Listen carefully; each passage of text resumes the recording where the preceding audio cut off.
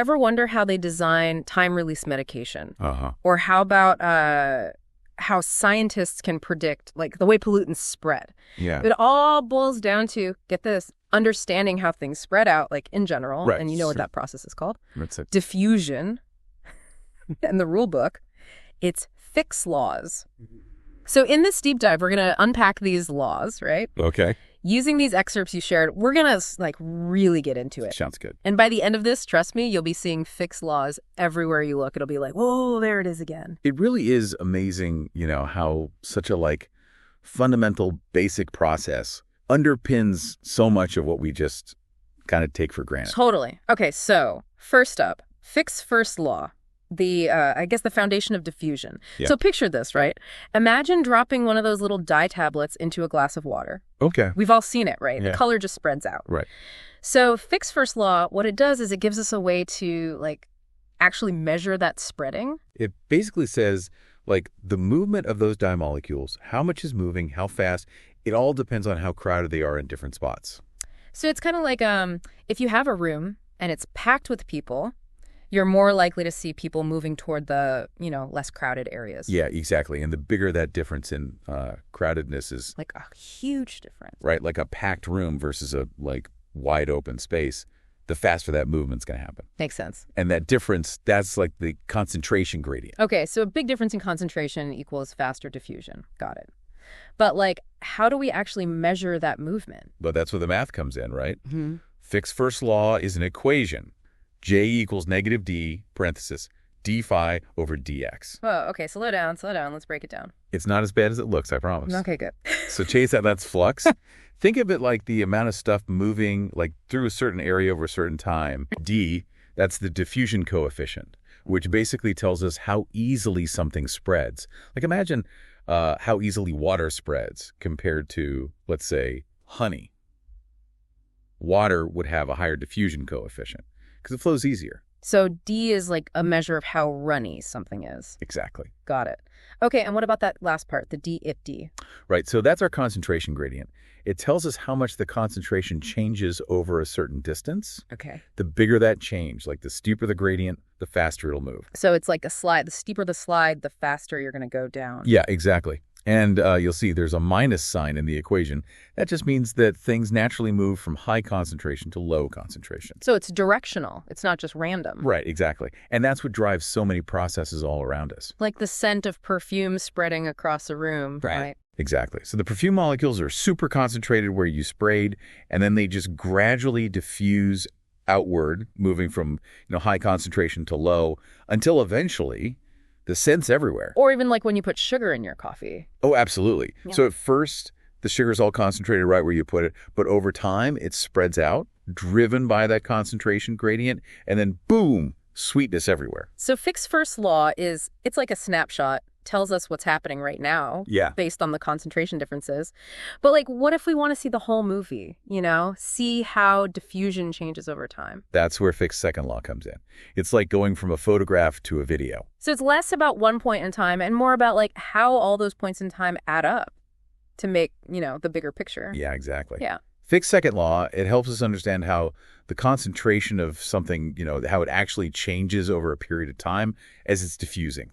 Imagine you drop some ink into a glass of water. Okay. Yeah, I can see it. It's it makes that little ink cloud. Right. Exactly. So, at first, that ink, it's super concentrated right there in that one spot. But then as time goes on, you see it kind of gradually spreading outward until eventually the whole glass is kind of uniformly colored, right? Right. So Fick's second law, it's it lets us predict how fast that ink cloud will spread and what the concentration of the ink at any point will be. Exactly. It's we can model the whole process, from that one concentrated drop to it being totally evened out in the water. And this isn't just about, making cool visuals in a glass of water. Right. It's way more practical. So this is where predicting how pollutants spread, that kind of thing comes in, right? Yeah, exactly. So let's say there's an oil spill.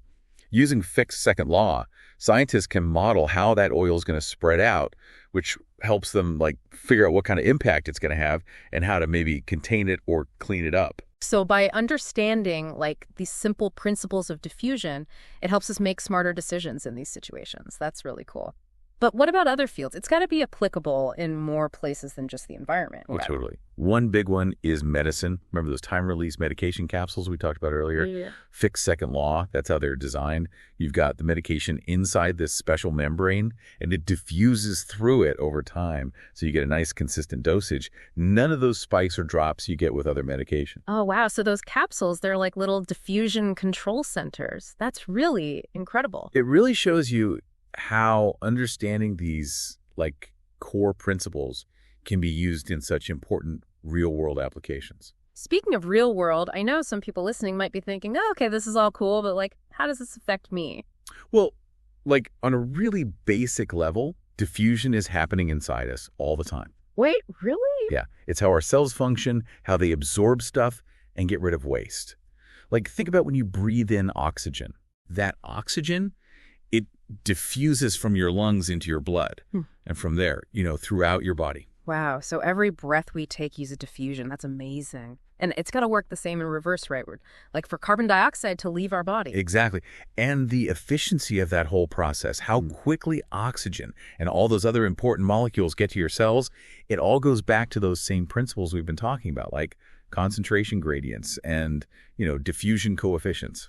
It's incredible how these laws that seem so simple are behind these processes. You know what I mean? They're happening all around us, even inside us, and they're so complex and vital. It really is kind of wild when you think about it like that. It is. It's like nature likes to keep things simple. Yeah. But the effects are huge. Definitely huge. Okay, so before we wrap up our, deep dive on Fick's laws, what are some cutting edge areas of research where all this is really making a difference? Oh, that's a good question. Yeah. One thing that comes to mind is how we design drug delivery systems. We talked about those time-release pills. Right. But now researchers are taking it even further, with those microneedles. Oh, wow. That can, deliver meds straight to certain cells. Whoa. Or even nanoparticles. They can carry drugs past the blood-brain barrier. Which is huge. Huge. Yep. It's a big challenge for treating brain diseases, So basically, understanding diffusion is making treatments way more precise. Exactly. That's amazing. What about beyond medicine? Oh, there's tons. In material science, they're using diffusion to make new materials. And these materials have crazy good properties. Okay. They can manipulate how atoms diffuse to make stuff stronger, but also lighter. Wow. Yeah, more durable. It sounds like we're about to see some big, big changes, all thanks to understanding these laws of nature. Totally. I mean, it just shows you a fundamental scientific discovery can change our lives. It makes you appreciate how powerful curiosity is, right. Wanting to understand the world around us better. Absolutely. That's what drives progress. Couldn't agree more. Okay, so as we wrap up this deep dive, what's the one thing you hope people take away from this? I'd say just, keep your eyes open. Once you get how diffusion works, you'll start seeing it everywhere. Yeah. The way heat spreads in a pan, how pollutants move through the air. Right. Diffusion is shaping our world constantly. And it's like this hidden language that we can finally understand. Exactly. And hey, maybe this will make you curious to, learning about the amazing science that's happening all around us every single day. I love that. Well, big thanks to our expert for joining us on this deep dive, and to everyone listening. We'll see you next time.